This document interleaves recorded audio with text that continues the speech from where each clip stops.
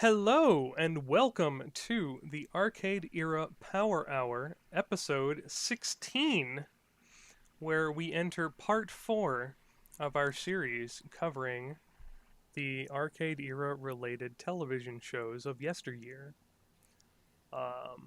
I am Gibbon, and I am Milo. Hello. I remembered. Good Um, job. yeah, so continuing on. I know we said this was going to be like a two-part series and then a three-part series, and now we're on episode 4 of this series. But I'm really enjoying it. Yeah, this is like the epilogue. So previously we've covered the complete shows of the Saturday Supercade, Donkey Kong and Donkey Kong Jr. We did the Donkey Kong relevant stuff from Captain N, the Games Master. Yeah. This is sort of a cleanup episode of any other miscellaneous official animated or non-animated TV Yes. shows. Yeah, that relate So to the arcade era of Donkey Kong and Mario. we're primarily, this episode, going to be examining the live-action segments of the Super Mario Brothers Super Show. Hey, paisanos. Hey, paisanos. Swing your arms from side to side. But we'll be talking about one and two other things as well. Mm. But yeah, there's a lot of the Super Mario Bros. Super Show. I didn't realize how much of the Super Mario Bros. Super Show there is. Oh my Yeah, god. it was a daily show for a few months. Yeah, Yeah, it's ridiculous. yeah. Um, But before that, we do have some news, some big news actually. oh, we do? Oh, we do. Um, yes. Sorry, it's kind of ubiquitous because everyone's been talking about it for a week. Well, I say everyone. We've been talking about it for a week. Our community has, yeah. Our community has. What was it? Back in May, there Mm. was a really big leak of a bunch of Nintendo prototypes and internal documents and whatnot. I don't know the specifics. I'd heard that like some holding studio went under and someone just took all their stuff home from the office or something and distributed it. I don't know what the specifics are. I've also seen some people speculating that might be like an ex Nintendo Software Technologies employee because they would have likely been given access to all of this stuff to do virtual console ports and whatnot. Mm. But anyway, not a whole lot came out in May, but stuff has started trickling out now as some of it has been curated for the public. Some of it's been dumped willy nilly with a bunch of personal information on there, which I don't approve of. Oh, that's a big no-no. Um, Yeah. but amongst them, sort of hidden behind other things more people were more excited about, was a bunch of Yoshi's Island prototypes. And while everyone was going off about the builds of Yoshi's Island that had like a proper world map or the Super Mario Bros. 5 super title and stuff Well, like the that, different baby. or a different baby. We were more enthusiastic about the even earlier prototypes before it was a Yoshi game, when it Mm. was a Donkey Kong game Mm. called Super Donkey. Yeah, that's just what the folder it's in is called. That That's what probably. the two ROMs are labeled as, Yes. Yes. is Super Donkey. Oh, the folder is labeled Donkey Test, and then Yeah. within that is Super Donkey 1 and 2.bin. I've been referring them as Side A and Side B. Yeah, yeah, sure. But this would have been around 1993. Mm. We know that because of some developer commentary from the people who made Pluck for the Super Nintendo. They had Mm. Yeah. submitted it in early to mid 93 for consideration to be published by Nintendo, but Nintendo had turned them away because they had something similar in development. Mm. And this would seem to fit that timeline. Mm. Yeah, because the main character moves a lot like Plock, or people have compared it to Rayman as well. Yeah, I've seen people on the forums calling him Ray Mario.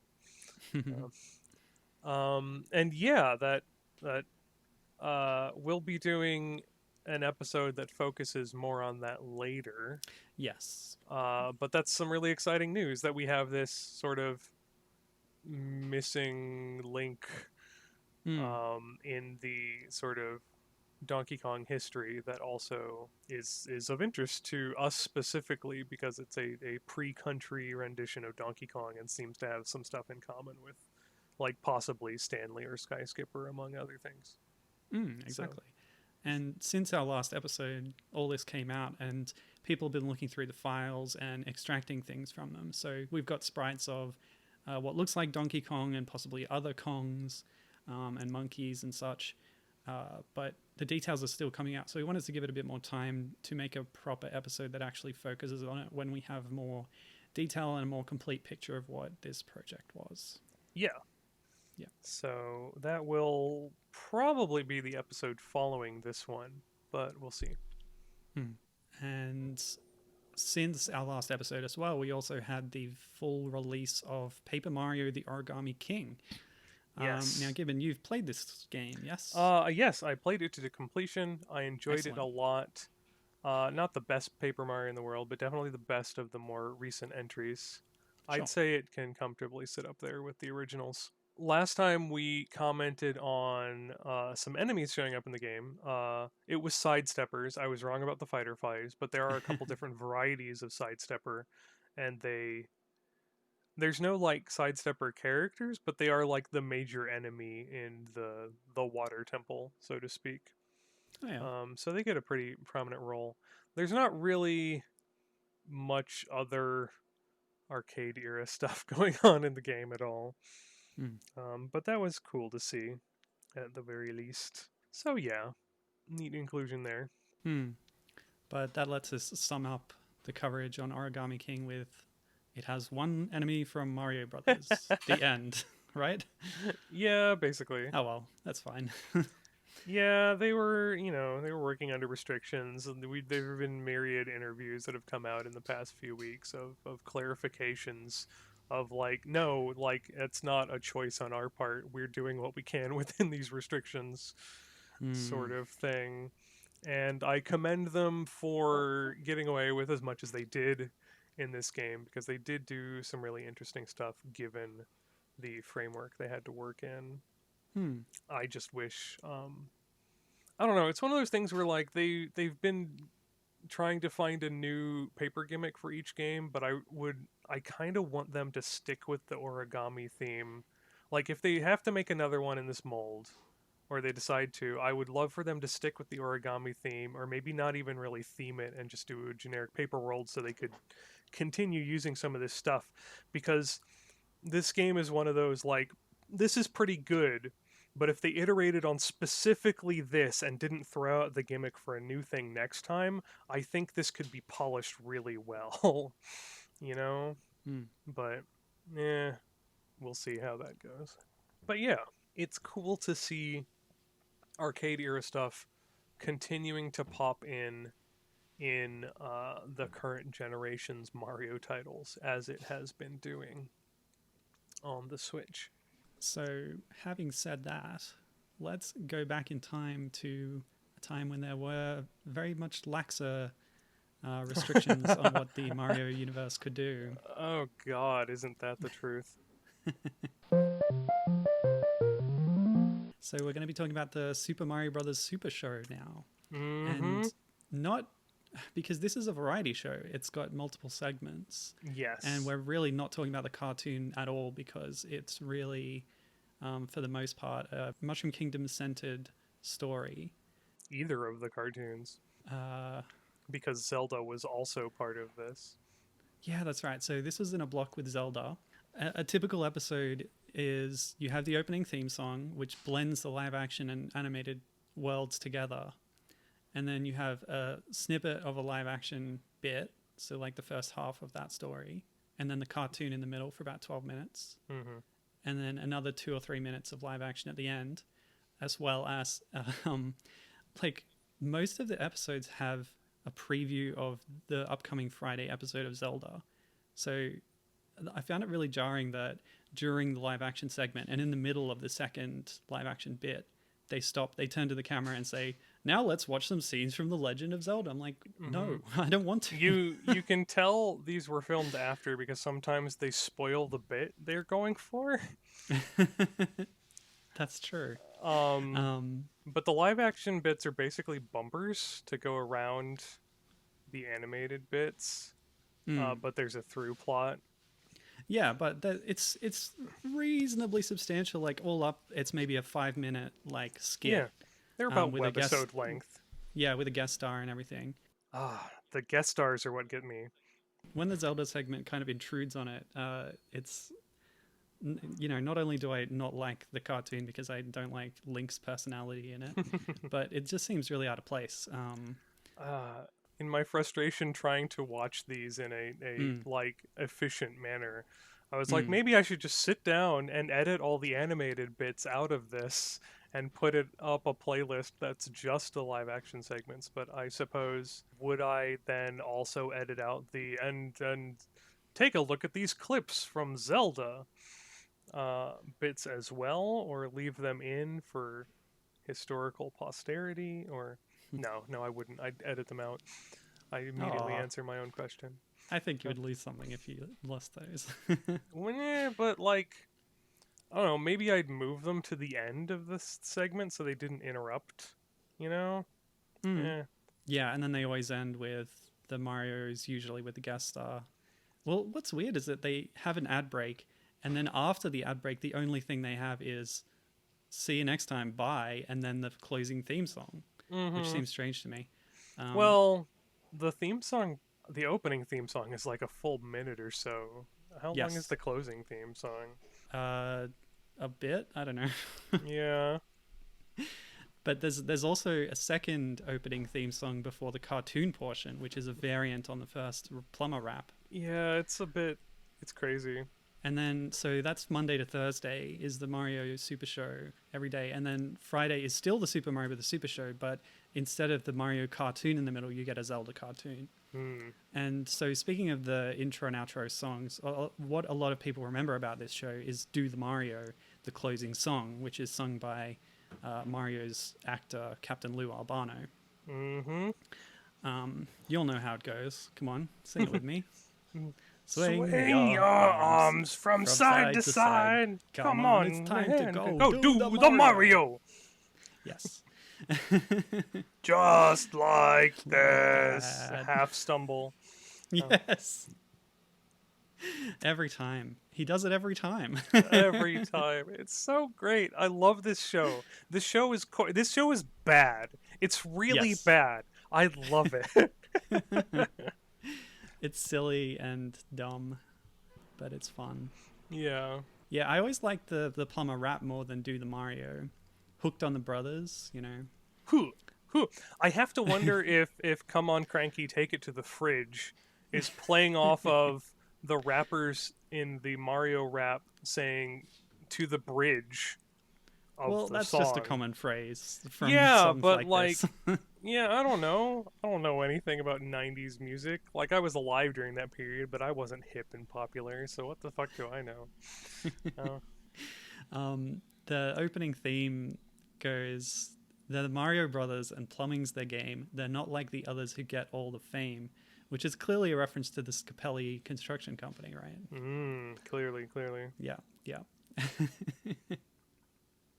So we straight away from the musical aspect of it, we have a link to previous cartoons that we've covered on the show, because the music on the Super Show is done by, once again, Haim Saban and Shuki Levy, who did the Saturday Supercade broader opening theme and the music for season 1 of Captain N. Yes. And the weird thing about the music is that everywhere I've seen credits Lou and Danny, Mario and Luigi's voice actors, with doing the Plummer rap, and I don't believe for a second that is them doing that rap. But I couldn't find any alternate explanation for who it was. It's definitely Lou doing the Mario at the end, though. I've also seen Lou credited for doing Mario's voice in the animated segments, and while similar, I don't think it's him. I think it is. Having reviewed it, like given more time and retakes proper and direction. Stuff. Yeah. I think that you can see it, you can tell. They have different voice actors for the follow-up cartoons. So after the Super Show, they had The Adventures of Super Mario Brothers 3, which is the dumbest name for a cartoon ever. But and then they had Super Mario World, and those had basically mostly new casts. But yeah, there's this continuity in the Super Show where you have Captain Lou Albano, who was famous at the time as a WWE wrestler, playing Mario, and Danny Wells, a Canadian character actor, playing Luigi. And they play off each other really well, but they have very different, skill sets. Like you pointed out during the closing theme, you every time it happens, you see Lou stumbling on the last step. And this is the way he plays Mario. He's always stumbling over his lines and his actions because he's a wrestler, he's not an actor. But he still kind of has this professional wrestlers are actors. This is true, yes. But they're very stage... That's not quite correct. Their acting's different than this acting. Yeah, it's very broad. And that's how I would describe most of the acting in the live action show as well. Almost like a panto. There's a lot of mugging and almost it's just, it is that's what it is. Come on. Yeah, but Danny as Luigi has a bit more subtlety, and as a result that plays into the characterizations of the characters. Like, they're both bumblers to an extent. Forget about it, Mario. He has an odd way of saying Mario where he emphasizes the O, but yeah, Luigi is definitely the more canny of the two. But they're both very much bumblers in this kind of cartoonish world that they inhabit, even though it's in live action. So in their segments, they're always situated within their place of residence / workplace, which is Mario Brothers Plumbing. We get an outdoor shot during the title cards for the live action bumpers because they do have a separate title than the episode title of the cartoon segment for the day. Yes. And it has a Super Mario Brothers Plumbing sign on a building in a, like, it's not even rotoscoped. It's just sort of like it's a picture of Brooklyn. Yeah, with a filter on it or something. With a filter on it, yeah. You mentioned trying to locate this based on the photo, maybe going through Google Street View or something. Yeah, I'd love to figure out where that is. If we take their word for it within the show itself, it's in Flatbush, which is a neighborhood within the borough of Brooklyn, as I understand it. My apartment was in Queens. I wonder if I ever went by there. There's a big rivalry between the different boroughs, isn't there? I don't know. This is what I understand from the movie. So I'm plugging that into my knowledge here. But yeah, I really like the location. You know, as I said, it's always this interior set in the basement of an apartment building. So they've sort of claimed residents of this area, but there's people living above them and they interact with their neighbors and stuff. There's a window at street level up high on their wall that you can see things passing by. Well, you can actually see shadow puppets passing by. You don't never see real things out there. But the rest of it is filled with puppets as well. There's animatronics and hand puppeted things everywhere in their apartment or office or whatever it is. It's primarily the one set, although I don't know if they're different sets or just like the camera is focusing on a different part of the set for the majority of the bit.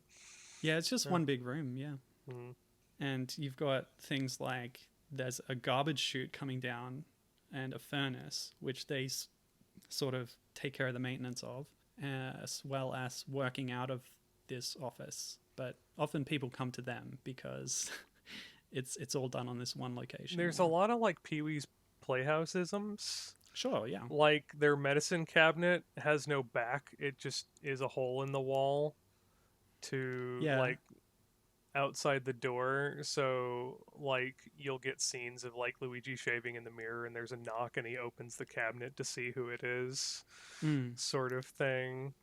So often the guest star just enters through the door, but sometimes they look through this mirror thing, and you can see people walk down the stairs because they're like made of rubber and they bend and make sound effects. There's a lot of cartoonish sound effects, as well as sound effects that are kind of taken from the games that just punctuate all the actions constantly. I read also that a lot of the segments on their original broadcast had covers of licensed pop music of the time. I believe it. Yeah, the way we watched it was based on later releases of the show, which remove all that and replace it with more generic music. Including, there's one bit where the episode opens with Mario dancing to a song, except it's the Plumber rap from the intro to the show. So that exists as a piece of music in this universe. It's sort of like the DK rap getting mentioned in Donkey Kong Country 2 Game Boy Advance remake. Yeah. Can't quite reconcile that. But at first I thought, oh, there's a studio audience, but no, there's canned laughter there's accompanying everything. Some of the recurring characters are kind of weird. I'm still not sure what the guy with the goggles and the spaghetti hair is. Oh, yeah. I think he's just a human.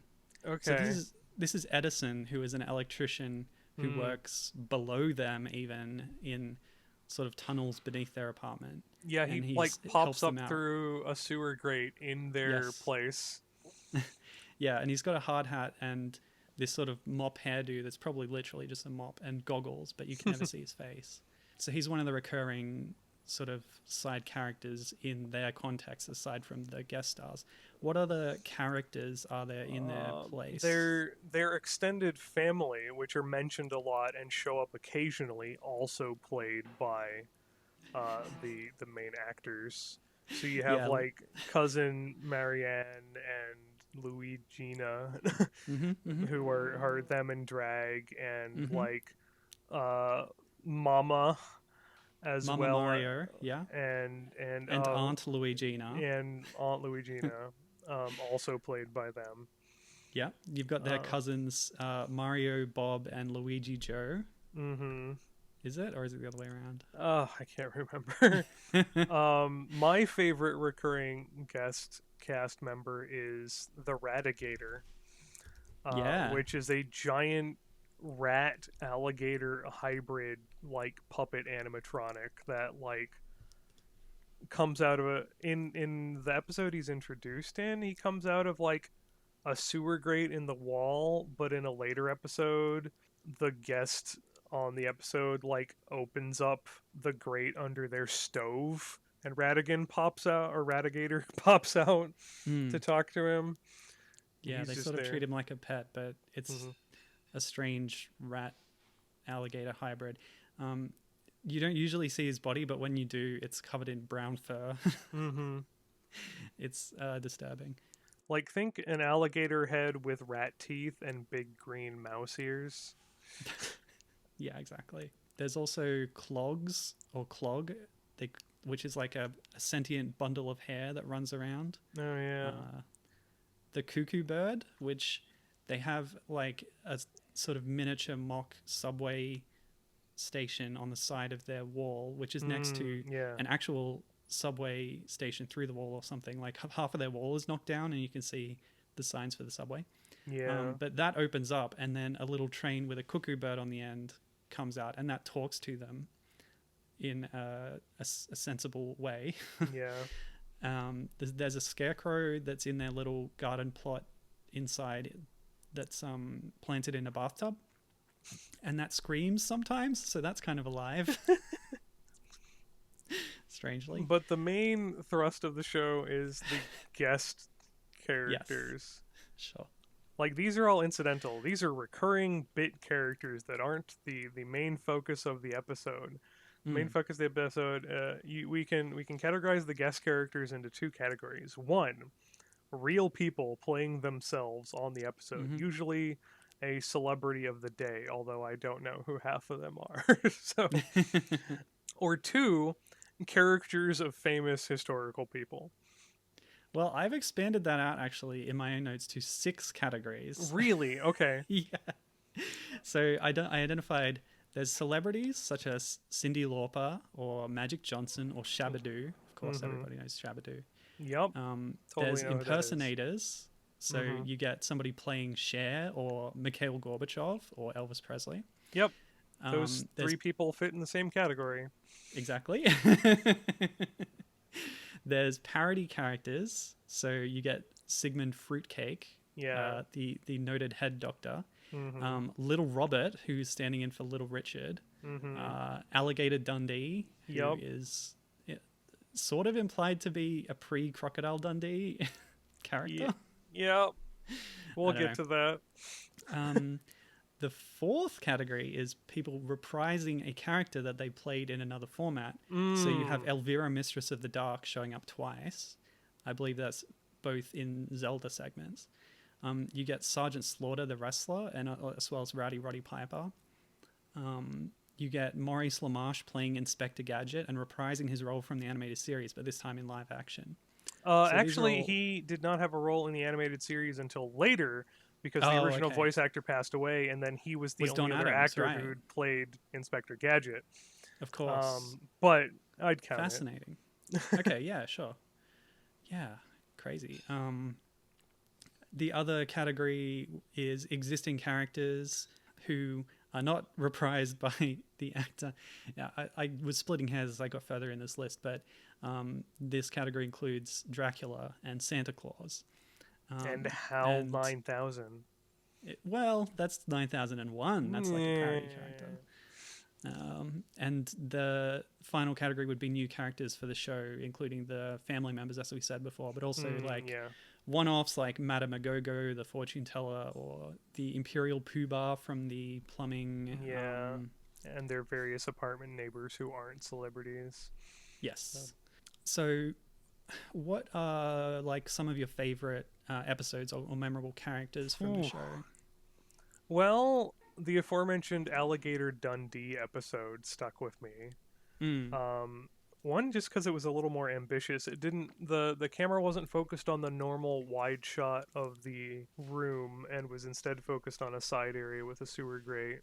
And was the introduction of the Radigator animatronic, but also just Crocodile Dundee was part of this episode.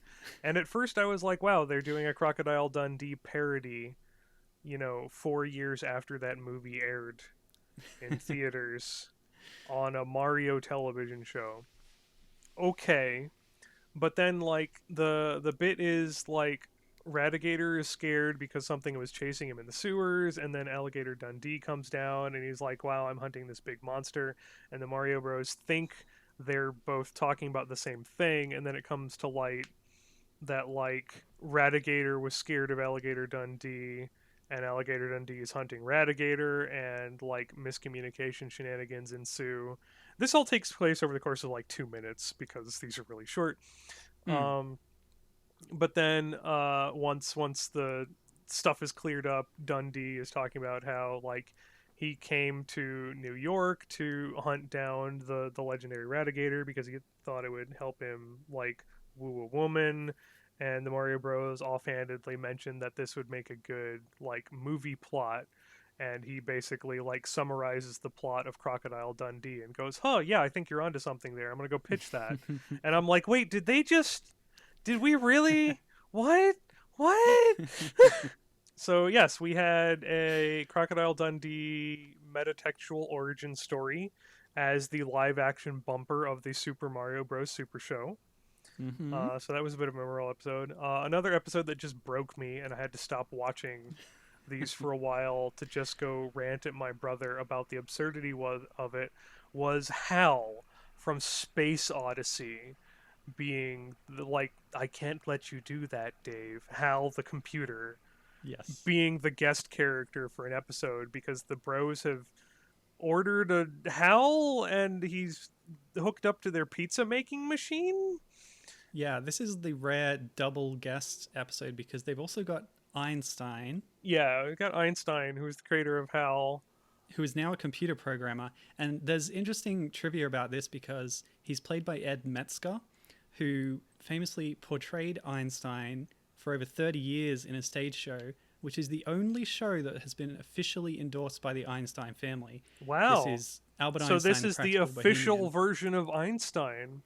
Yeah, I don't think that this is the official version of Einstein the Super Show by any means, because But he fits in the people reprising their roles from other productions that's true. category. Yeah, he does. Yeah. So Ooh, that's how interesting. about Hal's voice actor? Did he voice Hal in Space Odyssey? I doubt it. But yeah, we have Hal, the computer, Hmm. the dude who, you know, the pizzas keep going wrong and eventually gets to the "I can't let you do that, Mario" phase, and shenanigans ensue, and I broke. I couldn't do it I anymore. I liked a lot of the gags in this episode because, as you said, Hal, who, by the way, is the classic sort of red light round thing Mm-hmm. mounted on top of a Macintosh Plus computer, Yep. contemporary with the era. I don't know how they afforded it, but I think by that time that model had become a more affordable alternative They sort have of a thing. direct line to the president. They can afford a They do. Macintosh. That's true. But yeah, it's hooked up to a pizza making machine and it makes them all sorts of stupid pizzas. And this is the computer going crazy by like forcing them to eat these weird pizzas. Yeah. Um, Einstein says before he leaves them with it, you have to specifically ask for no anchovies or fried eggs, otherwise it likes to include them. So they start off with like pepperoni and sausage, but then then it gives them a hamburger pizza with hamburgers on top. It starts giving them golf pencil pizza, which Luigi says is worse than pineapple. It gives them a pizza with nurse shoes on top, dog biscuits, popcorn, and then somehow hypnotize them Yeah. to eat them. And then that's when Einstein comes back and fixes it. And during the fixing operation, it starts singing the Daisy song as it does in the movie. But Mm-hmm. for some reason, they swap out the lyrics with toothbrush themed lyrics. Yep. So all these choices and these silly props, I did enjoy this one a lot as well. Another one that probably sparked the interest as it pertains to this podcast would Hmm. be Gorilla My Dreams, where there is a Yes, costume which is exactly the contest. same title as an episode of the Of Donkey Kong course it Super is. Show, of the Supercade. Yeah. Yeah. There is was it a Halloween thing or just a costume party in general? This is one of the many plumber themed social events that Mario and Luigi are always talking about Hmm. getting ready for or going to. So Hey, this all is a you costume plumbers and ball for plumettes. plumbers and plumettes at the Yeah, Cesspool yeah. Ballroom. And Luigi goes to get his gorilla costume while Mario changes into his bunny outfit, which is just a pair of pastel suspenders with a little cottontail and some like bunny ears on top of his Mm. Mario hat. Hmm. But a real gorilla has escaped from the local Dingaling Brothers circus Hmm. and breaks into their apartment and becomes good friends with Luigi because they're both gorillas and Mario can't tell them apart, even though one of them's, you know, giving him lip. Um, Yeah, and Luigi keeps saying, "I'm the one who could speak English," and then he still doesn't know which is which. Given how just sarcastic Mario is in some of these towards Luigi, I gotta wonder how much of it is doing on purpose. Uh, I don't know. For lack of anything else, I'm willing to say that the Dingaling Brothers circus is the circus Donkey Kong escaped from. It's Uh, kind of the closest thing we have. I will point out that at the very end of the episode, they're walking away, and Luigi talking about the upcoming ball. He sort of asks the gorilla if it knows how to tango, saying, "I've been dying to meet a girl that can tango," which implies that the gorilla is female. hmm. Interesting. So it could be Ms. Donkey Kong. Could be. Those were sort of the ones that stood out to me, although they're all kind of absurd. Some are more mundane than others. Like, there's a Lost Dog episode, there's no celebrity guest star. The B plot involves Luigi trying to do his bird calls and ends with him doing a dog call that is a little too successful. Like, yeah, okay. If That the does have a celebrity. That's got the Cher impersonator Pam Matteson. did it, Yeah, it's Cher's dog. I are you sure that's the Cher episode? Yes. Oh my god, I've watched too many of these. There's like 60 of these, okay? There are 65, although one is a repeat. The Little Robert episode was played twice with a slightly different title and some minor changes in I in am the show looking this itself. up. But not all of them are sort of available on the official channel. It doesn't have. There's an official upload to YouTube that has all the Mario cartoons and live actions all together as they were broadcast, but with the changes as discussed to remove the licensed music. It doesn't have the Zelda ones, so you have to look elsewhere for those. And only 5 of those were ever released officially on a Zelda DVD. So Lost Dog and Cher's Poochie are 2 different episodes, but I'm the sorry. woman who is playing Cher also is the woman in the Lost Dog episode. They just did this episode again, but had her impersonate Cher in the second time. Hold on a second. No, Cher's Poochie is the one where Mario gets like hypnotized into thinking he's a dog. Yeah, you're right. Yeah. I'm sorry. I goofed on that. See, there's an episode where Cher shows up and Mario gets hypnotized into think he's a dog. This show is absurd, okay? Yeah, they do. They do a mind swap in that one where the dog is in Mario's body, and then at the end, the dog's brain is in Cher's body, and that is never resolved. So it implies that after this episode of the Super Show, in real life, Cher has the mind of a dog. There's a lot of those where like they just set up the thing and then they end the episode. It's really weird because, as I said, Pam Madison is playing Cher. She's a noted Cher impersonator. Oh. In Lost Dog, the guest star is Pam Madison, not playing Cher. So maybe that's why I'm confused. Yeah. But Pam Madison as herself, as, Yes. Mario and Luigi's neighbor, Pam Madison. Yeah, it's bizarre. Yeah, you're right, though. This show. I guess the other notable episode would be like the last Mario episode of the show. So there was a following Zelda episode on the Friday next day, but the last like Mario Bros centric episode, the bumper was a episode where Captain Lou gets to play himself as Captain Lou. Because the plot of the episode is Captain Lou is missing, and that's also the name of the episode. And the guest on the episode is Cyndi Lauper. Yes. Real life friend of Captain Lou. So. Yeah, they have a connection because Lou was in the music video for Girls Just Want to Have Fun. Yeah. Before this. And then, so Cyndi, it's a cool episode. Cyndi sets up like a Captain Lou Search Central headquarters, and they've got teams all over the world looking for him.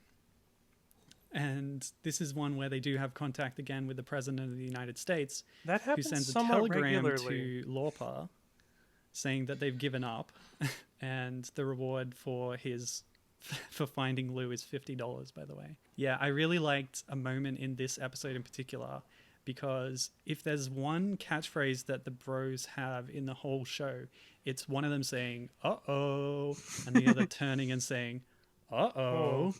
Like, what are you saying uh-oh for?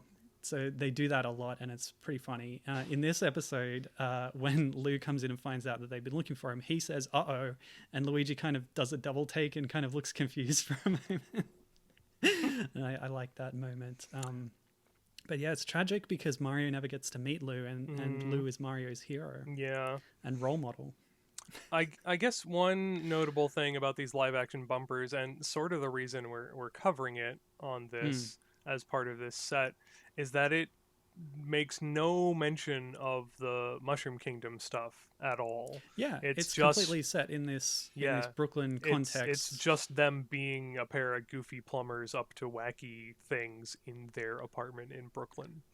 Yeah, and relatively grounded, notwithstanding the appearance of literal robot aliens and Draculas and all kinds of silly stuff like that. Hey, Milo, remember that one time Mario dated an alien robot? Yeah. He did. Remember when they met the literal Santa Claus? That's actually a nice episode because they're going out, they don't realize it's Santa, and they're going out of their way to be nice to him, even though they're completely skint and have nothing but what they have they're giving to him, and it's very, very nice, and they're rewarded for it in the end. Remember the time they didn't have to figure out how to defeat Dracula because he could not wait to get out of their shabby apartment? Yeah, they hire him on as an apprentice. he actually introduced himself as Count Zoltan Dracula, not an apprentice, an exchange student. I don't know Yeah. why they're dealing with an exchange student, but he actually shows up again later as an exterminator to get rid of a bat, but then it turns out he's the bat. So, yeah. Yeah. They actually befriend him in that episode. Let me see. I have some highlights and lowlights. I won't dwell too long on the lowlights, but there's one particular episode that isn't actually available in English anymore, but you can find is it German or Swedish? There's two. Yeah, it's Swedish. It was released on a Swedish VHS, and then somebody subtitled it and put it on YouTube. This is one where Mario has gotten a magic apple from a gypsy, which is problematic in itself because gypsy is a racial slur, and the whole association with mysticism is kind of a damaging stereotype. But this apple will make someone fall in love with him if they eat it, and he's talking about Mad Donna, who is another of these parody characters standing in for Madonna, right? The name kind of runs together though, so it's hard to tell, and in fact the subtitles just say Madonna, but they were done after the fact. And then so her car breaks down, Mad Donna is there, and he's like, oh, that's a coincidence because I was just talking about you. Here, eat this apple. And she's like, ugh, okay, I'll eat it. And then she falls in love with him. They're going to get married. But then it wears off, and then only Luigi's in the room, and she eats it again, and she falls in love with him. So this is a low light because of the, forced love potion implied sexual assault thing, which is not good. But, a lot of it is just more silly stuff that's a lot of fun.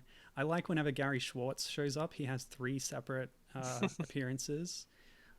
As one time as Doc Freud, who is a different parody of Sigmund Freud.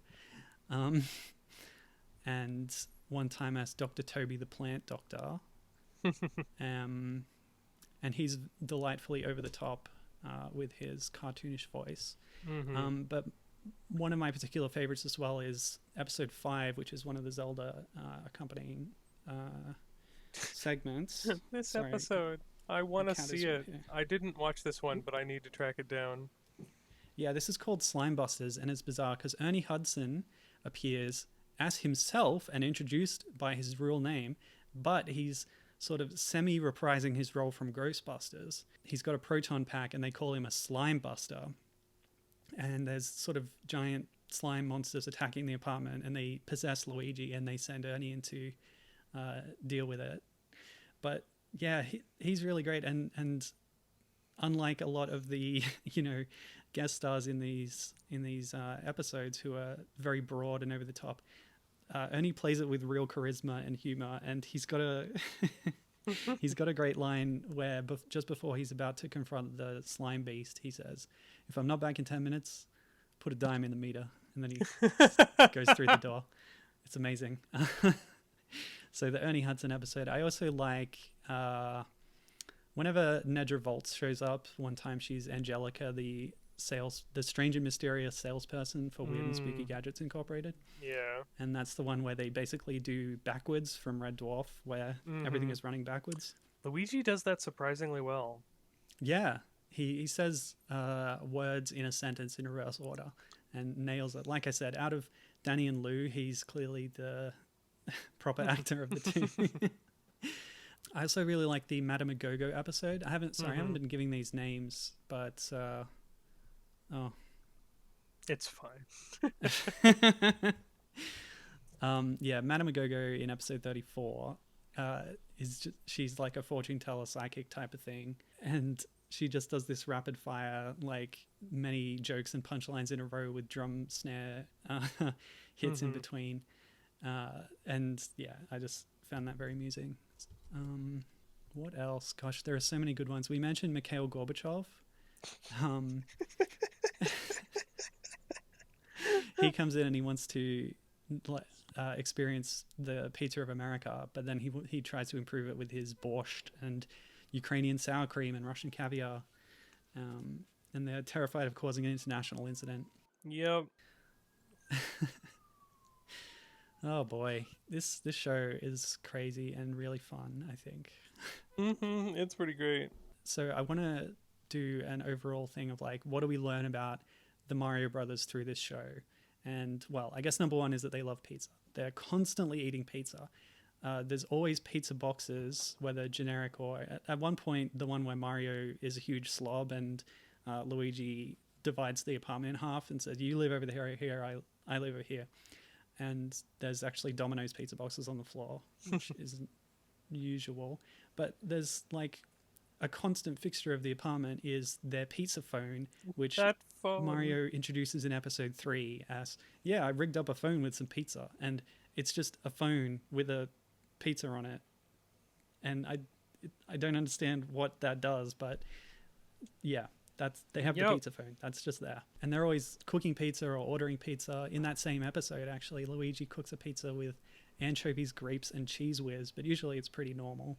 Apart from, again, the HAL 9001 episode. They're always doing something related to spaghetti as well, whether it's like Mama's meatball recipe or my award-winning tomato sauce, or just, and there is a piece of spaghetti on your trousers. Is that the Queen one? I think that's the first episode when they're cleaning up. The neatness counts. Neatness counts, yeah. That's good. And so, stereotypical Italian in New York. Forget about it. Pizza and spaghetti. Yes, that's a key word, I think, is stereotype when you're talking about the portrayal of the Marios in this show. But yeah, you also see a lot of evidence of their plumbing prowess, question mark. Because a lot of the celebrity guests are introduced as having... them having done a job for them in the past. Like, you fixed my shower 3 weeks ago and my whole house is flooded now. So they've often bungled it in some way. But they're often working on something in the apartment while the plot's going on or before it happens. They also seem to do just sort of general handyman repairs as well. Yeah. Like, Sergeant Slaughter needs them to fix his steam cabinet. Or they're fixing some, scientist's weird gadget. I think it was the Mind Swap gadget in the Cher episode. Yeah. Or, like, Magic Johnson asks Luigi to repair his basketball trophy. Yes, that's a good one. But that's not actually his basketball trophy. It's a bowling trophy. Oh, yeah. Which catches them out in the episode. But, like... He's a good sport. He's not a great actor, but... Yeah. That sort of fits with the Marios doing sort of whatever in early games where they just kind of generically doing like, they're doing construction in this this outing, they're doing, plumbing in this outing, they're doing whatever sort of stuff. And I don't know, that might also sort of play into stereotypes of immigrants just kind of doing whatever blue collar work needs doing, but we also learn about some of their romantic endeavors during this. I was keeping an eagle eye out as we went along for any kind of Pauline analog, but I don't think one exactly exists in this She's show. The robot alien, obviously. So this is the episode EC, the extra creepy. I found this really interesting because Mario has arranged a computer date despite this episode predating both internet dating sites and indeed the internet. So he's got like dot matrix printout, which describes his dating profile and his match. So Mario has actually copied his bio from a Rambo bubblegum card. But when his date shows up, she has very odd mannerisms, and it eventuates that she is a robot originating from outer space. And her assessment is that Brooklyn cannot sustain quality life, and so she leaves.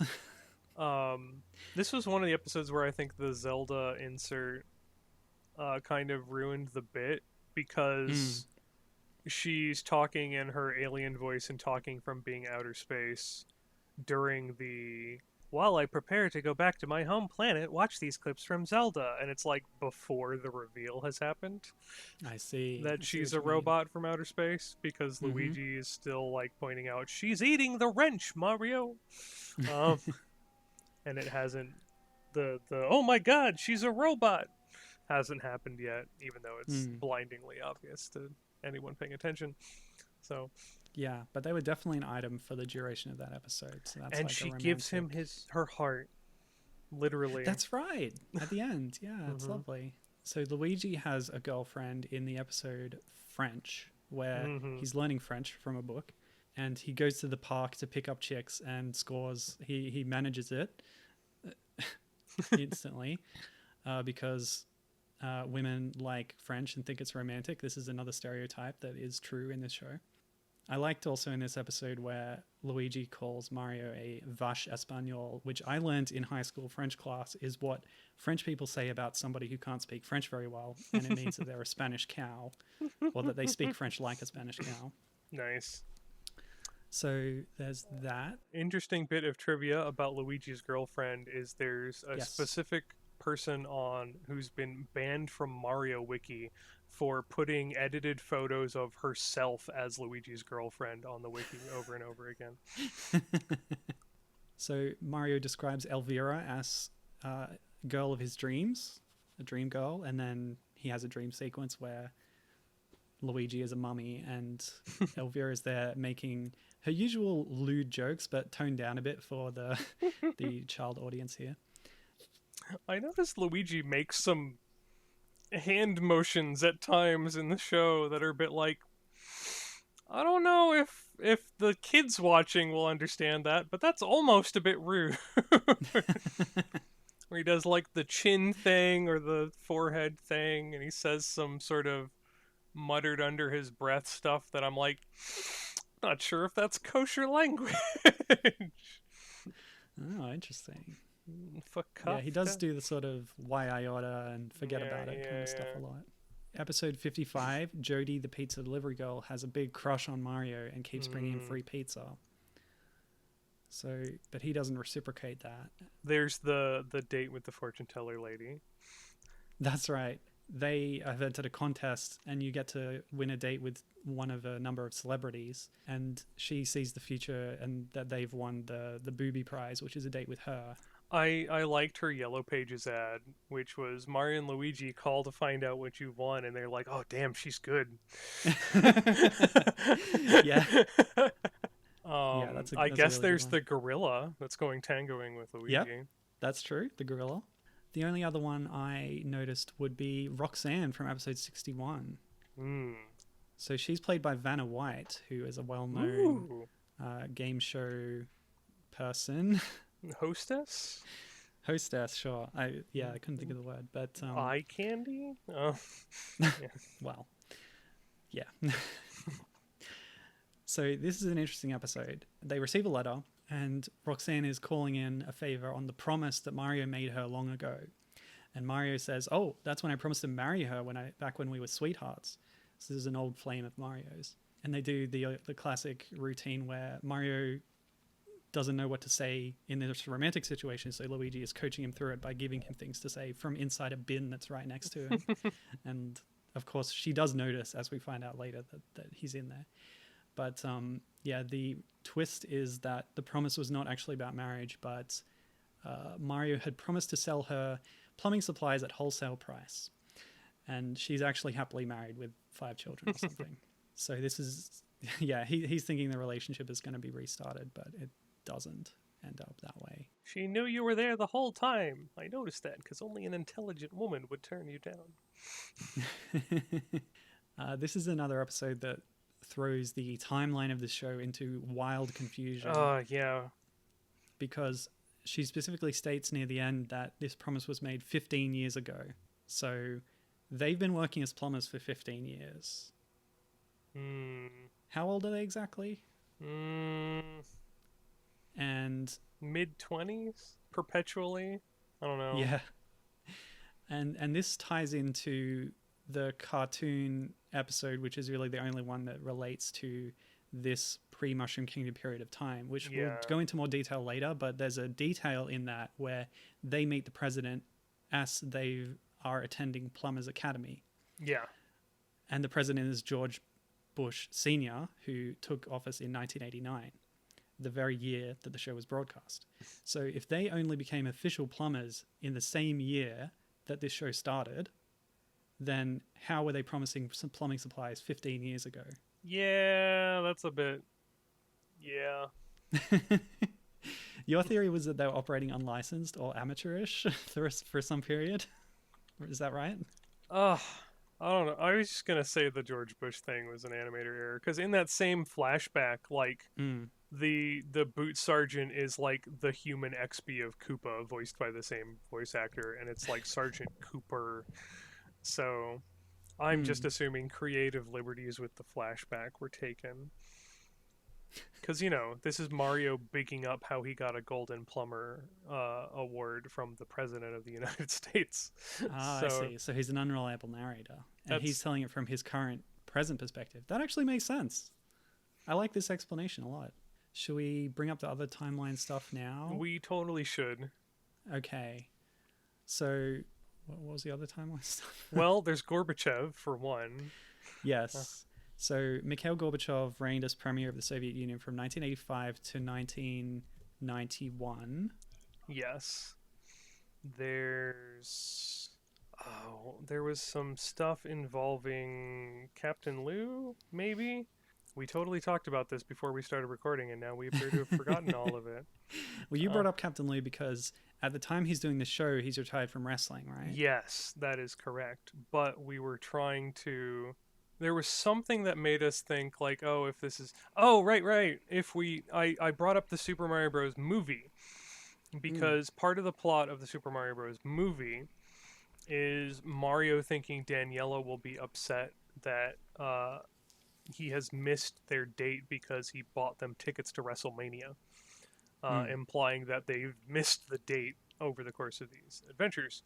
And we can sort of intuit that. Well, okay, so the WrestleMania was in New York City twice at the time.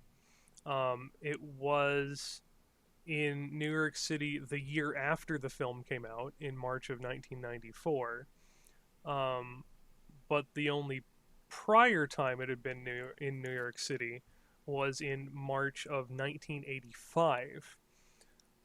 So if we date the film to 1985 and assume hand-wavingly that they didn't have foreknowledge, that it's a happy coincidence that WrestleMania was in New York City again in Mm. the year after the film came out, because I don't think they announced those well enough in advance that they would have known about that during like the script and filming of the movie.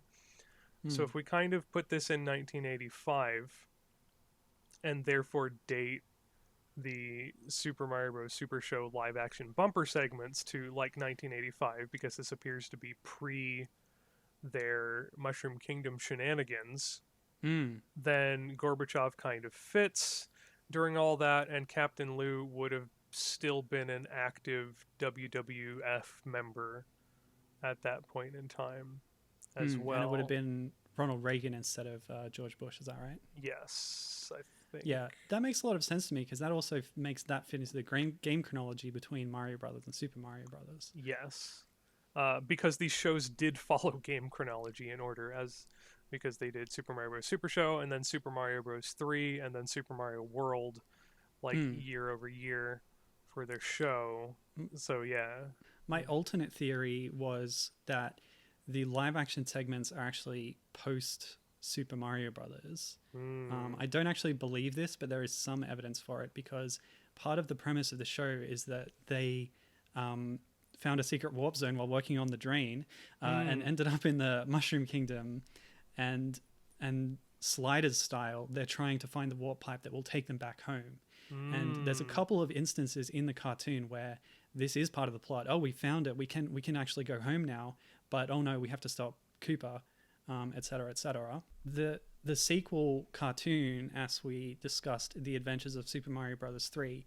In the intro to that, they're in Mario Brothers Plumbing in Brooklyn, Hmm. and they're actually looking at a scrapbook or like a photo album or something, reminiscing on their adventures in the Mushroom Kingdom. And that's the Mm. framing device for that show. So at some point, they do go home and they do possibly settle back in New York. Huh. So you could situate the live action segments at that point in their personal history. But as we said, the live action segments themselves don't really reference the super context, the Mushroom Kingdom stuff, or any of that at all. Yeah. So I'm quite comfortable putting it in that 1985-esque time frame myself. Circa 1985. Sure. So very loose time scale of early 1980s. Yeah. Sure. Well, I guess it'd have to be 85 because of Gorbachev, but yeah. Yeah, no earlier than that. As long as we take those details as true. If we take the film as the origin of their outfits, I guess you can kind of put it after that, because like Luigi's a little older, he's got a mustache. That's true. And as I said, Danny seems much older than Leguizamo. Yeah. But I don't know. All the details don't have to fit. There is one really odd dating fact that I've just remembered. So in episode 58, the baseball coach Tommy Lasagna visits them. And at first Mario is thinking, oh, maybe he wants to recruit us from the Brooklyn Dodgers. And something twigged, because Mario Bob Hoskins mentions when they're talking to Daisy, and Luigi says, oh, there used to be dinosaurs in Brooklyn. And Bob Hoskins goes, relax, Luigi, there used to be Dodgers here too. I looked it up. The Dodgers moved to LA in 1957. There couldn't possibly have been Dodgers at this point. So I did explain that away for myself by just saying, Mario is a complete goofball in this show. He was just mistaken or something. Yeah. Mario it's unclear whether Mario is an idiot or he is the height of wit in this show. You know what I mean? I'm going to say the former. Because there's definitely times where he's definitely giving Luigi guff. But there's other times where he's just genuinely being a goof. Yeah, and Luigi gives him a lot of guff right in return. In fact, that's one of my favorite things about the show in general, is the relationship between these two brothers and the way that Lou and Danny play it. There's a lot of affection between them. They often end an episode by ribbing each other and then hugging, and then they do this big exaggerated hug, and it's really lovely. And you know, they bicker and they argue like brothers do, but you can tell that they have a deep love for each other. That they often argue about who's going to answer the door or answer the phone while the other one is doing something. But yeah, I find it really endearing, and it sort of plays into this dynamic between the two, which is I always appreciate when it appears in games as well, which is why I like the Mario and Luigi games so much, is they're all about that brotherly relationship that's core to those games, and how inseparable the two are, you know, how much they rely on each other. Side note on that, the show definitely establishes that their last name is Mario. Yeah. It comes up multiple times. So that's my kind of summary of the show and what I like about it, I think. Do you have anything more to say about that? No, I think you hit the nail firmly on the head there. It's goofy. It's got a great core cast of the two of them. They have great chemistry, and they play Mario and Luigi, the brothers who love and rib each other. They play off the competent yet incompetent plumbers aspect, and just sort of take everything in stride as it comes, whether it be Magic Johnson talking to them through the medicine cabinet, or Dracula getting delivered to them in the mail. So, and you can watch most of it officially on our UK-based YouTube channel, as well as getting the DVDs. They're not quite complete, and they're a little bit edited, but it's the best you're going to get. And you do have to look elsewhere for the Zelda segments, but it's worth checking those out too. So before we move on to other related cartoons, there's another sort of side note to the whole live action Super Show thing. So the Super Show was broadcast in many different countries, and for the most part, they dubbed over the whole thing in the native language of that region. But when they broadcast the Super Show in Korea, they made new live action segments.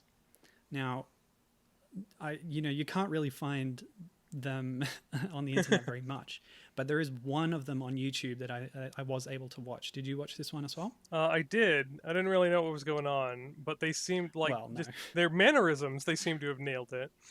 Um, Yeah, in contrast to Lou and Danny, I found this quite slow and boring. Again, we did it's in Korean and not subtitled, so we didn't know what they were saying. But they seem very childish in this version. So this is the sort of plot of this segment is that they come in and they do a little dance. I don't know why, but a young girl just shows up with an ice cream, and they're like lusting over this ice cream. They really want a taste of it. And Luigi does something to get a lick, and he's extremely happy and giddy. And then Mario gets a magic clock that freezes time, and he eats some ice cream while they're frozen. By the way, they're really bad at acting frozen, but that's okay. And then there's freezing and unfreezing and pranks and shenanigans. But yeah, I found it all a little awkward. What do you think about this?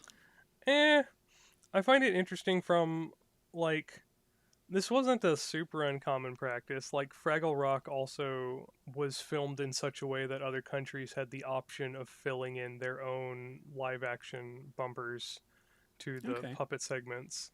So, Super Mario Super Show doing this as well was kind of interesting from the, like, oh, this is another show doing that. Neat perspective. But I'll generally agree they don't seem to have the same verve as the American stuff. Yeah, it's just a really different take on it, I guess. Definitely aimed at a younger audience, I guess.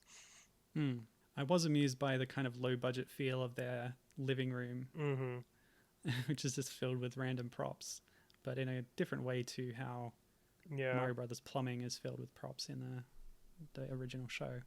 Yeah, I don't know. I think don't have any. We mentioned the Plummers Academy episode earlier, Yes. which is like one of the only animated parts that talks about their life in Brooklyn prior to entering the Mushroom Kingdom. Yes. Do you want to go over that a little bit?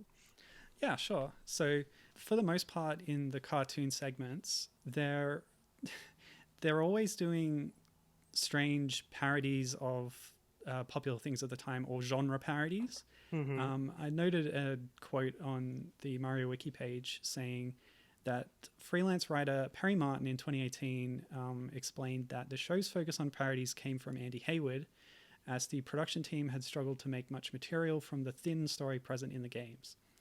So they didn't have much to work with here, and so they're often doing just like ripping off something to give it a Mushroom Kingdom spin and just repeating beats like that and doing cartoonish parodies of it. In this case, would you say it's a break from it? But at the same time, it's kind of an army boot camp kind of pastiche. It's definitely an army boot camp pastiche. Yeah, so the episode opens with a framing story where they're fighting troopers and Mouser, who for some reason has this outrageous German accent. And Mario's fencing against literal swords with a golden plunger, or as he calls it, a plumber's helper. And Luigi has a spanner, or a wrench, I suppose, to use the American parlance. But yeah, so Mario loses the plunger, it sticks to Koopa's face, and they get trapped in a hole. And at this point, he starts telling everyone the story of Mario and Luigi and their time at Brooklyn Plumbers Academy. And Wario was there. Yeah. So my first note about this was that they don't seem significantly younger, which compresses this timeline very much. But as you said, their main antagonist in this episode is Drain Sergeant Cooperman, who is voiced by Harvey Atkin, who plays King Koopa as well.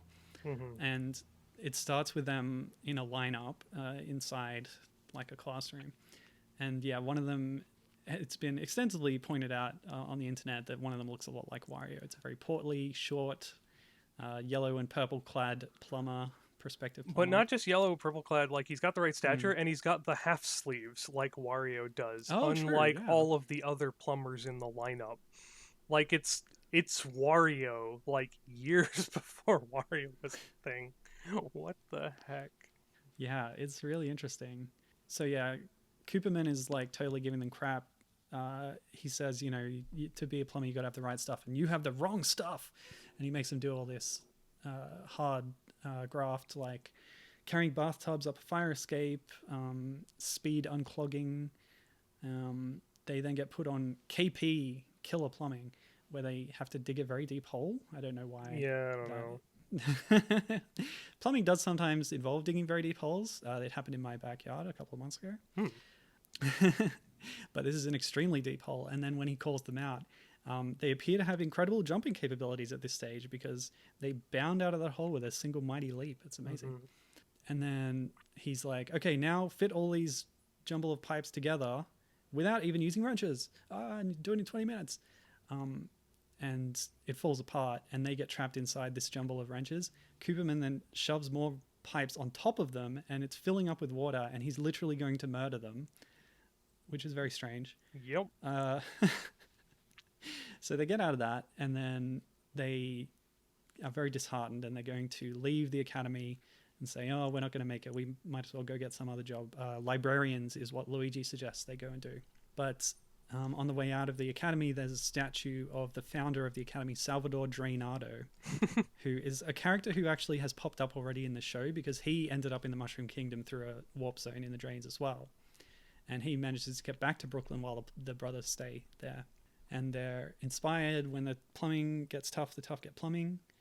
Mario reminds himself that he was born with a plunger in his hand, which ties back into that whole family lineage thing that comes up in the movie. Mm-hmm. At which point Luigi says, yeah, that was very uncomfortable for our mother. And this is where the plot of the episode kind of kicks in, where the president, who, as we see in a very brief drive-by and later on at the White House, is a depiction of George H.W. Bush. And he's there with the Soviet Premier Gorbachev. Mm-hmm. And at this point, we find out that Cooperman is not only the sort of drill instructor at the academy, but also a working plumber because he's at a lady's house trying to sort out her clogs. And he goes, oh, I'll just go get the drain, what does he call it? Drain buster. Yeah. But he accidentally picks up a bag of quick drying cement, pours that in the drain and down the manhole outside, which instantly creates a gigantic concrete blockage. And then the entire street floods. It's going to wash away all the crowds and the car containing the presidents. Mm-hmm. But then this is where the Marios spring into action. They liberate some scuba gear from a nearby shop. They take somebody's jackhammer and they dive down and remove the blockage. And in thanks, the president invites them to the White House and gives them the self-same golden implements that we saw at the start of the episode. And then we go back to the present and they get out of it and they get their plunger back and all that stuff.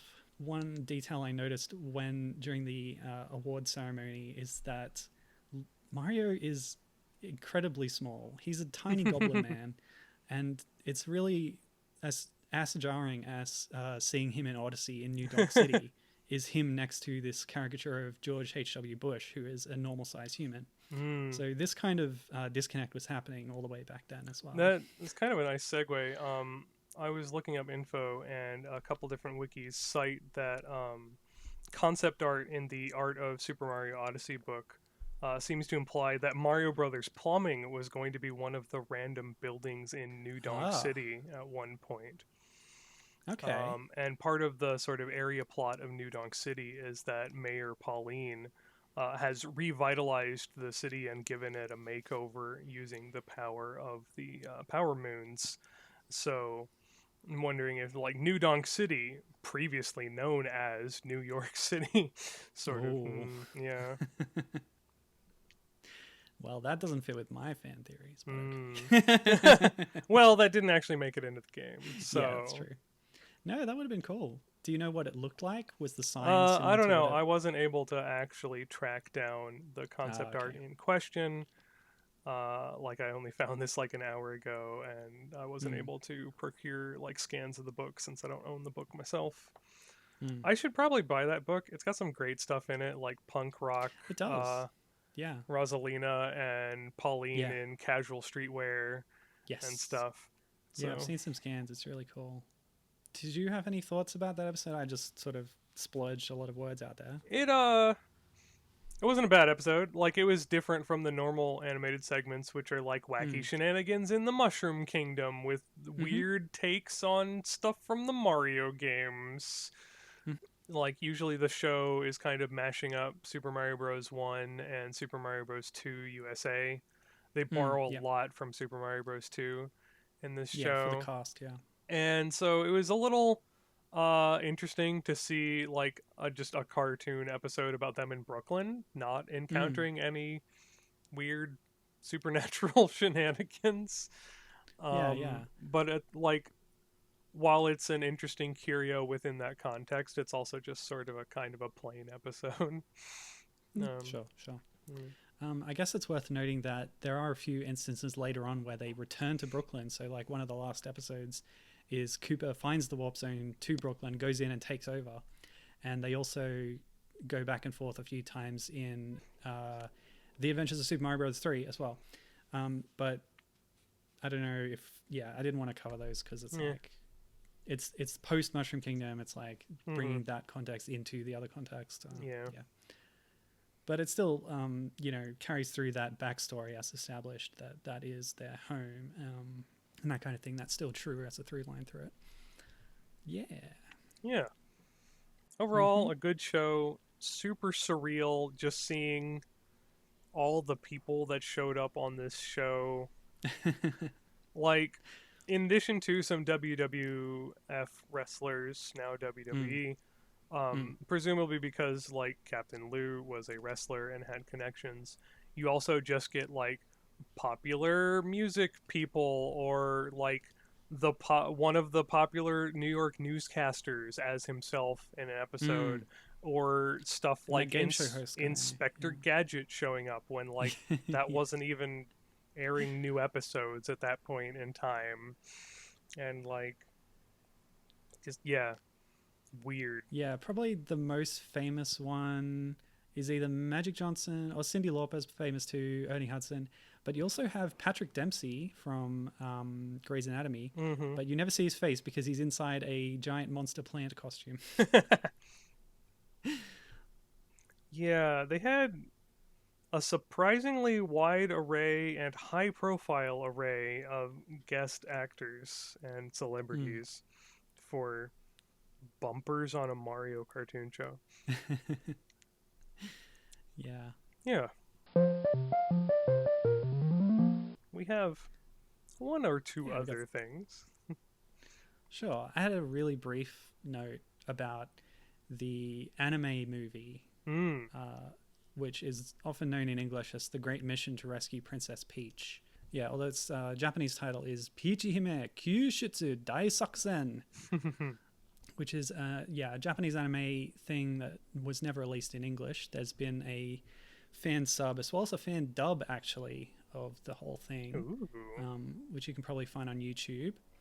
But yeah, this is an interesting kind of thing. It's not dissimilar to the live action movie from 1993, but it was actually from 1986. But yeah, as far as being arcade era relevant, I would say that only the first bit really relates to their life in our Earth, in Hmm. which they seem to be running a grocery store, so they're not contractors in that way, but they still have their recognizable outfits. Asterisk, Luigi does not. He's got a yellow shirt and a blue hat. But yeah, that like it's an interesting premise because the whole mushroom world stuff is identified as being from in a video game because Mario is playing his Famicom and then Peach jumps out and goes, "Oh, help me!" Um, so it's odd, but this is the one. This is the movie that famously has this dog character who later on turns out to be a transformed prince who's going to marry Peach, and that's the whole thing with that. And yeah, at the end, apparently Cooper and some of his minions have been exiled to the real world and are working in the grocery store now. So that's interesting. But yeah, this is just sort of one of the many things that we see Mario and Luigi doing in their real lives, I guess. Yeah. I don't know. I didn't actually watch the whole thing, so I Hmm. But that whole, like, you know, Brooklyn context, although I suppose it's not Brooklyn. Is it Brooklyn? What do you think? I think it's Brooklyn. But they have a Famicom. So I somehow Well, had access to a what did Mario Bros. Special or Super Mario Bros. Special come out on? What PC was that? is that the Sharp X1? Yeah, I somehow had access to that in the middle of Iowa as a kid because I played Super Mario Bros. Special growing up. So them randomly having a Famicom is like, okay, yeah. Yeah, we do see in the Super Show live action segments that they have a NES and a Zapper, actually, because Luigi's playing him at the start of one episode. Yeah, the X1, the PC8801, the PC6001, bunch of stuff. Yeah. Anyway, I didn't really have much to say about Great Mission, but Yeah. I haven't even watched it, so yeah. so moving on to another great show related to all this would be the excellent world-renowned Donkey Kong Country computer animated television show. Yes, the Canadian-French co-production. Which is great and excellent, and you should all watch it, and it's totally canon. And Yeah, sure. but in particular, we were gonna mention 2 episodes and how they relate to our wheelhouse here. Yeah, because clearly it's based on Donkey Kong Country. Yes. You know, everything in the show is, in a way, deriving from the DKC premise, although it does have a lot of original elements, some of which made their way into the games themselves, like the Crystal Coconut Yeah. was here first before DK64. But yeah, like you said, there's 2 episodes. So the first of which would be the second episode of the show, Ape Foo Young, which features Cranky first sort of reminiscing over, and then I can't actually remember specifically what happens. Yeah, so he gets pushed around by some Kremlings, and he goes, "If I was 40 years younger, I'd bash, I'd smash, and at that point, you know, he's been hung up and on a hook, and out of the crystal coconut comes a hologram, either, I don't know if it's his memories or like his soul has been backed up to it or something, but like a pensieve or something. Yeah, it's like his younger form appears in non-corporeal form and talks to him, and he uses words like dude. He says dude a lot, and he calls himself a dork later when he messes up. So he's got a very different vernacular to the current Cranky. But yeah, as we all know, Cranky Kong is the original Donkey Kong from the arcade games. But it's interesting how much this sort of younger depiction of Cranky doesn't really match up with Donkey Kong, the younger as we've, or the elder as we've previously seen him in any other media. So even though he says 40 years younger, which would, you know, if we're taking all the great games in strict chronology, would be long before the events of the game, he doesn't... He looks a bit old. It's clear that they've taken the Cranky model and just tweaked it, right? Because he's wearing the same grey jumper. Yeah. He's still got glasses, although they've changed from half-moon specs to full round ones for some reason. And he doesn't have the big white beard, but he does have a very short brown beard over his whole jawline. And he's, of course, bigger and musclier, but not as much as I would expect, you know. So... what he says in the episode is like the younger form says to him, like, you used to have a good sense of humor and you've lost it, so you should make a potion to get it back. And this is what Cranky does in the show a lot, is makes magic potions. But what he actually makes with advice from the younger form is something that reverts him to the younger state. And then using his newfound confidence and strength, he takes off to confront K. Rool and the Kremlings. So I'd take the 40 years comment as a figure of speech. Yes. Okay. And then this would be sort of a halfway between the arcade games and the Cranky Kong of the Donkey Kong Country games. That makes a lot of sense to me, because it does look like a half step. You know, he's a little bit shrunken a bit and hunched over and wearing that old man jumper Mm-hmm. and glasses as well. But he definitely has a lot more strength and resilience than he does in his aged form. Mm-hmm.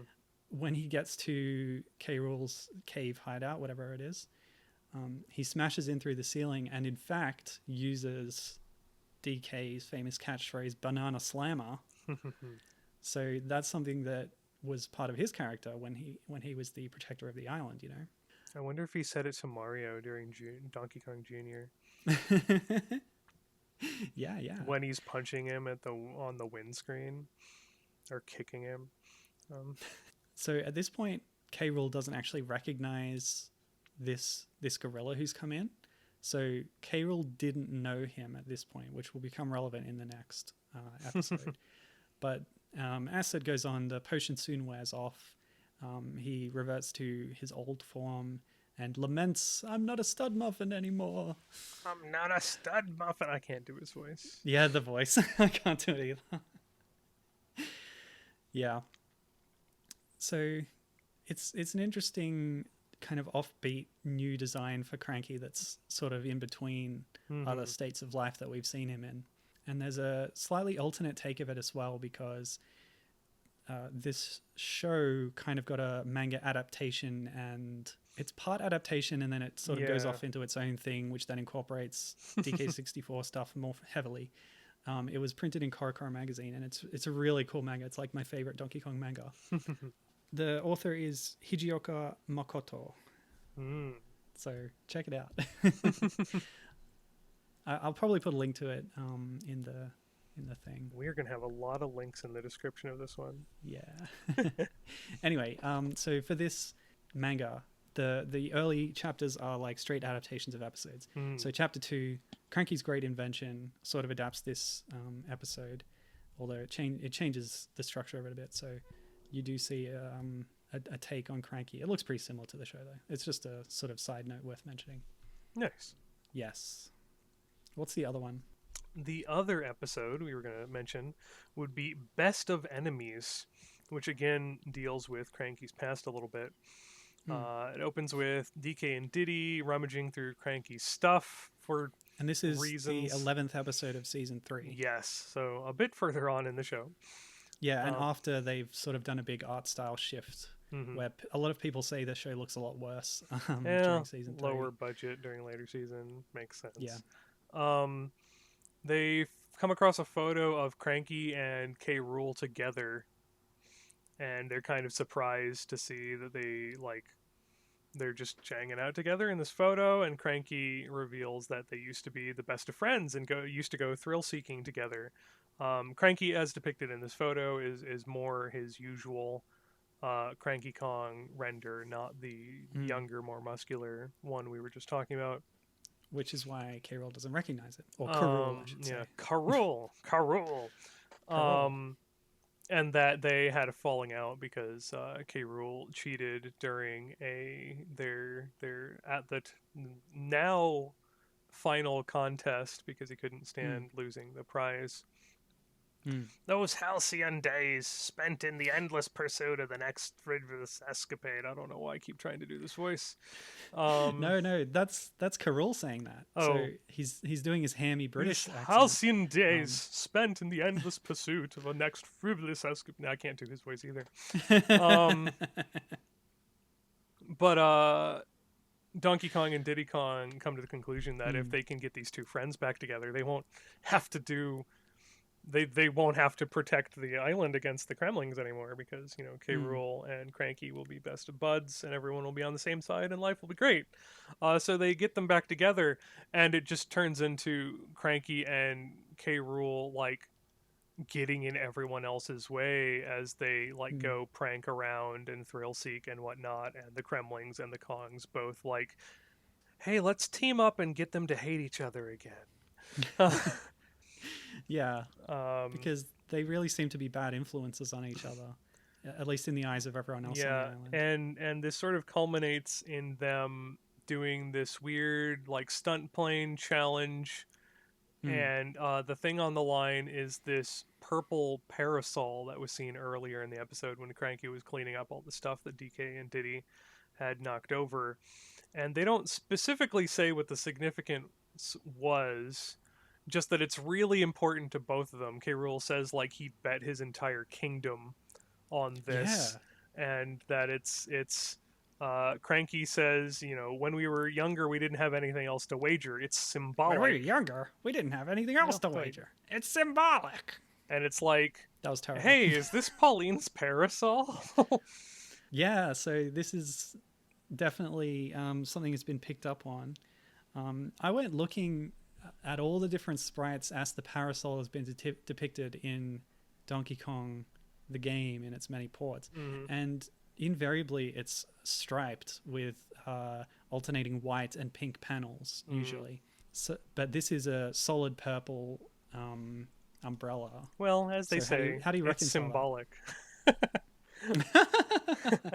Oh, it might not be the literal parasol, but You know, it represents Cranky's past. Is that what you're saying?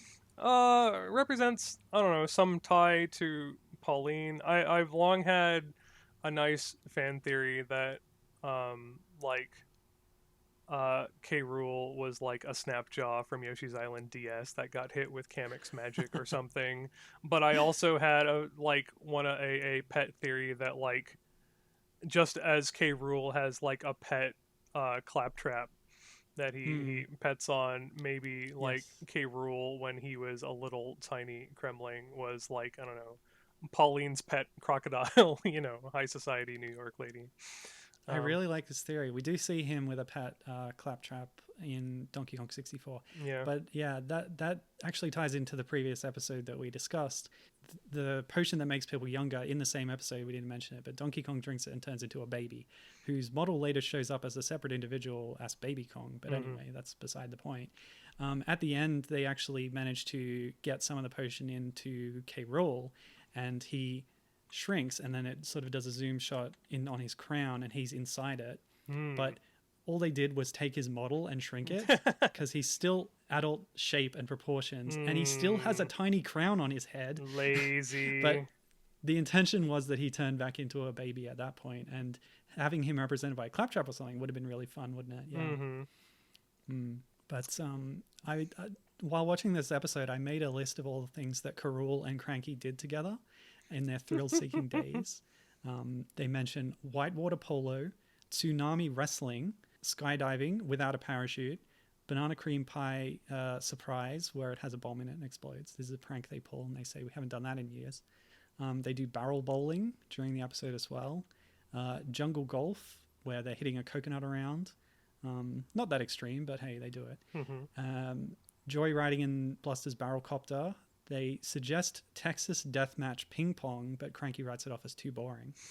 And yeah, as you said, the final event was high altitude wing walking, which K. Rool tries to sabotage, and Cranky ends up doing it by astral projection with the power of the crystal coconut. Yeah. Yep. Go figure.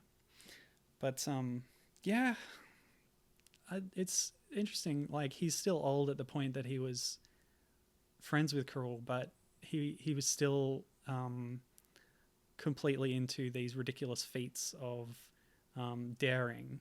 And do you think this was ever really part of his character before? Maybe like Donkey Kong in the Saturday Supercade certainly gets up to some stuff, and he certainly, like, as we commented on, there's a few times where Pauline exasperated at him. She's like, "What's your deal? You just like being chased around?" He's like, "Yep."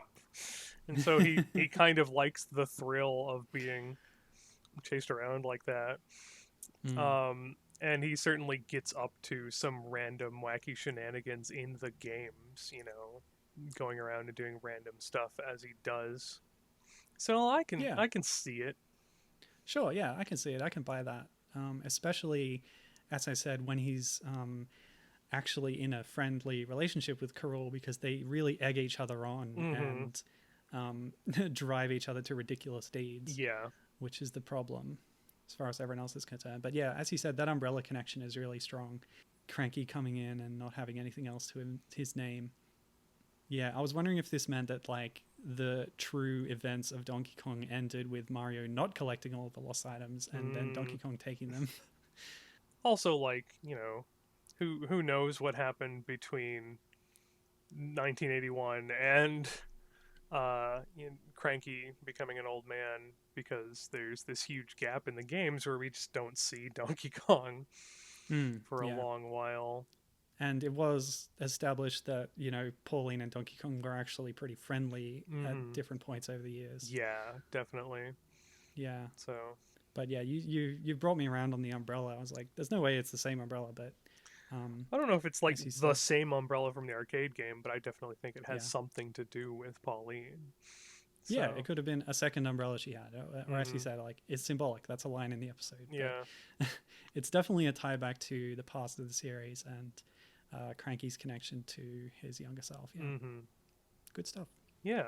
So it's kind of neat that, over the years, they both keep referencing the Mario Brothers origins in various media, all the way up to New Donk City, like we were saying in Mario Odyssey, but also like even in the Donkey Kong Country media, they still keep making references back to Cranky's younger days.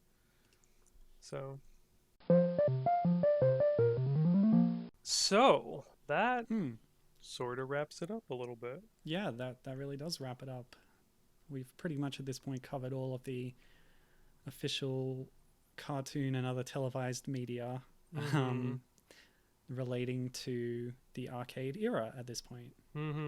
And well done, pat on the back. This has been a long series of heavily researched episodes. I've enjoyed it though. Like, I'm glad we what started out as a like, hey, let's talk about the old cartoons, turned into like a 4-episode series. Yeah, like a real deep dive, and I loved it. Yeah. Yep.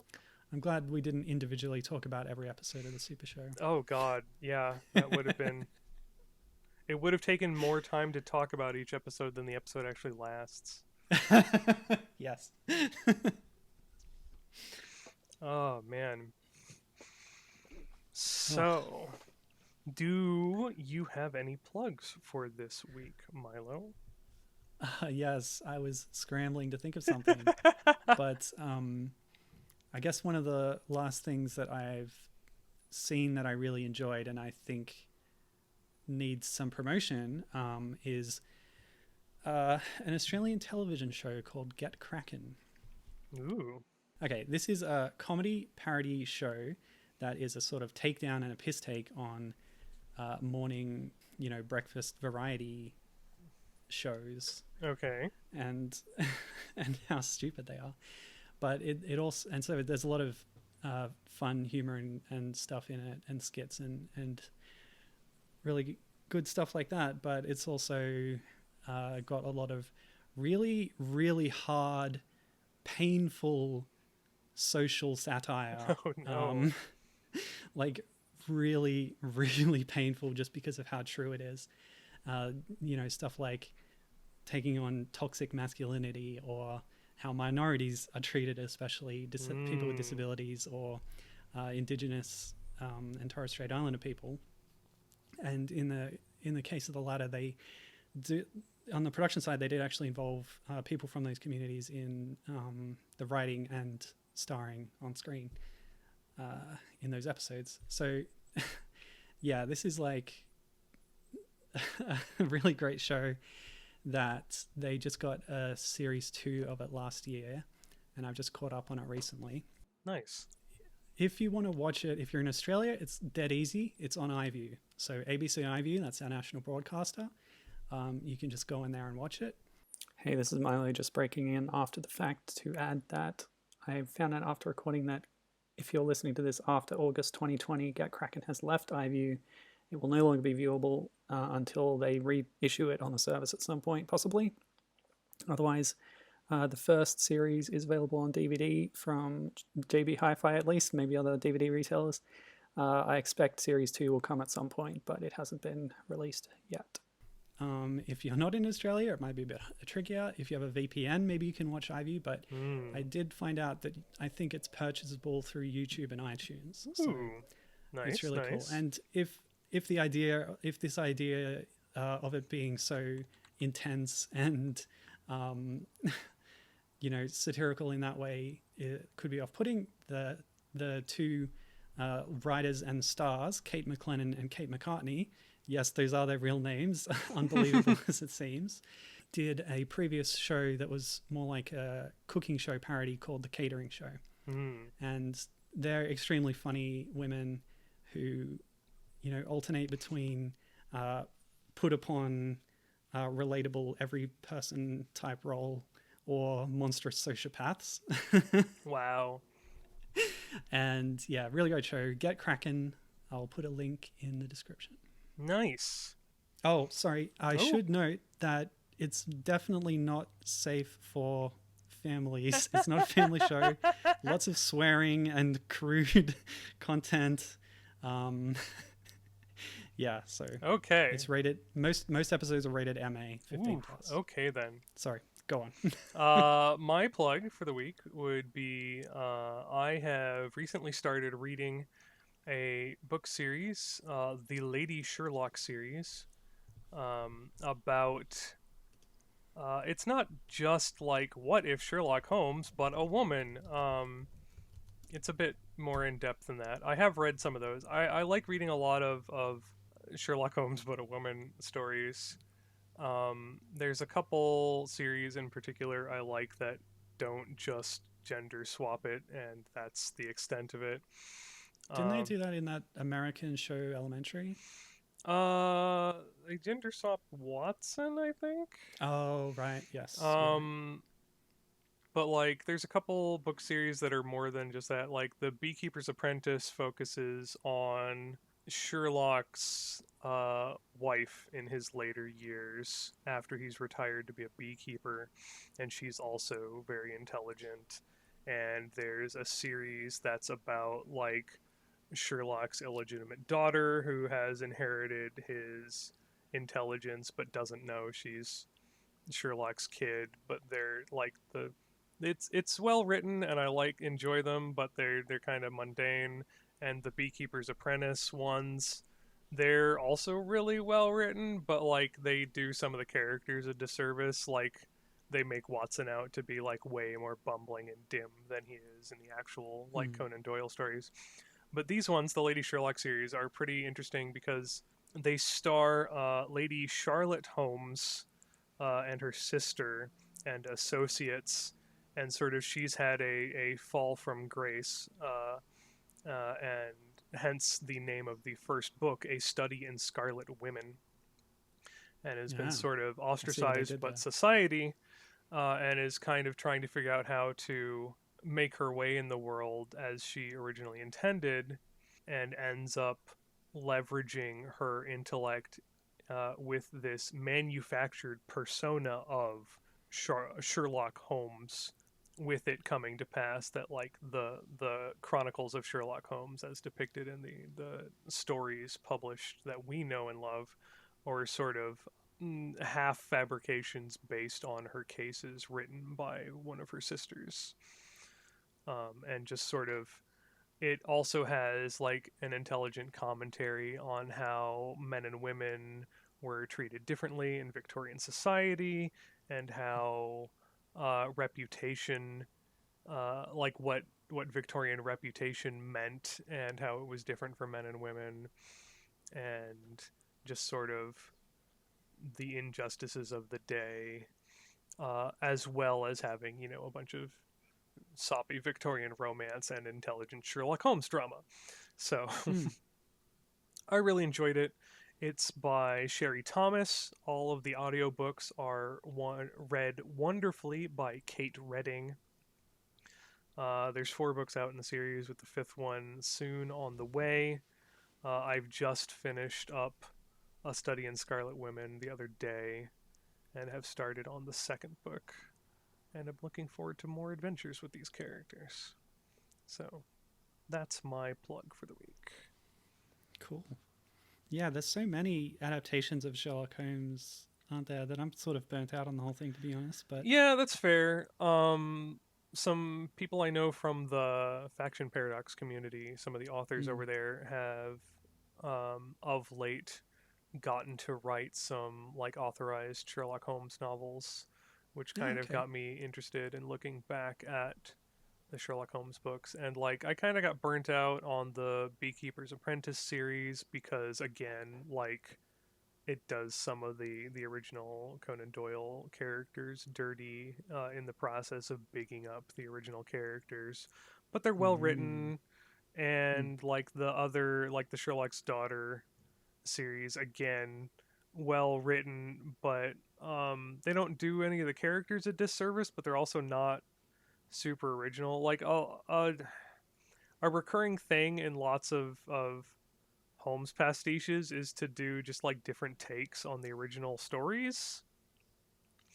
And so like the Beekeeper's Apprentice kind of gets away with from that, like it involves some of the original villains and like has people related to Moriarty who are seeking revenge and stuff.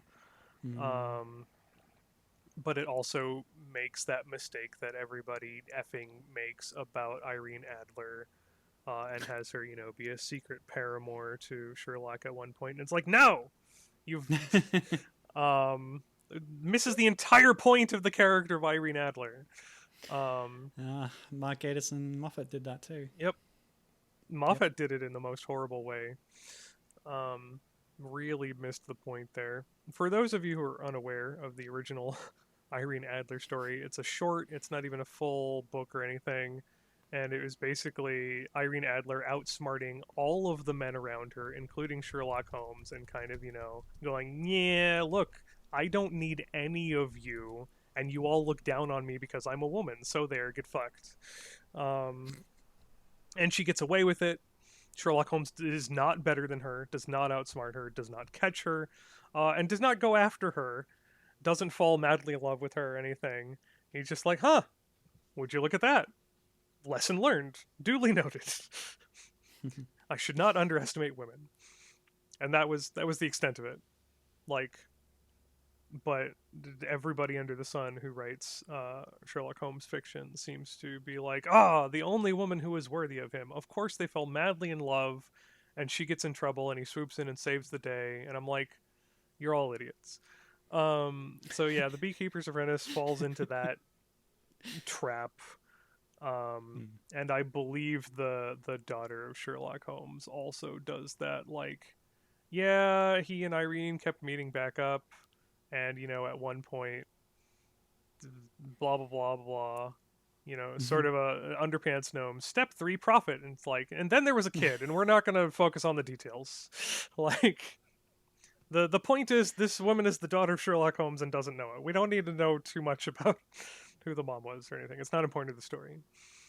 But this one about Charlotte hasn't, like, I doubt it's going to fall into those tropes because one, Charlotte's a woman, and the personage of Sherlock is made up. So it'll be interested to see if like anyone like Irene Adler enters the scene at all in the series, because there is intelligently put together plot that is evocative of some of the Sherlock stories that is then intimated to have been pared down and details changed, and some fictional elements added to get the inaugural A Study in Scarlet novel later, after the fact.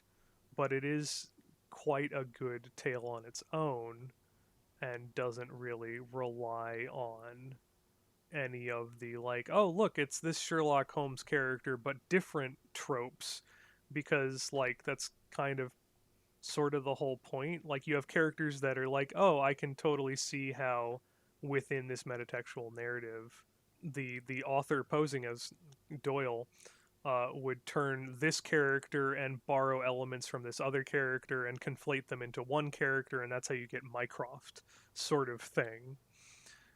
If that makes sense. I don't know. Mm. I think Sherry Thomas has gone about it in a rather intelligent way that doesn't come off as pastiche so much as it does intelligent original work. So, Nice. and now I've rambled on this for like a full 15 minutes. Perfectly fine. Yeah. But that'll do it for this episode of the Arcadia Power Hour. Thanks very much for joining us on this journey through the cartoon television universe. Yes. Which is not a separate universe. It's all connected. We've gone to great lengths to establish that everything fits seamlessly like a jigsaw puzzle. Seamlessly. Jigsaw puzzle. Seamlessly. Bring a hammer. So yeah, until next time, I've been Milo. And I continue to be Gibbon. And goodbye. Goodbye.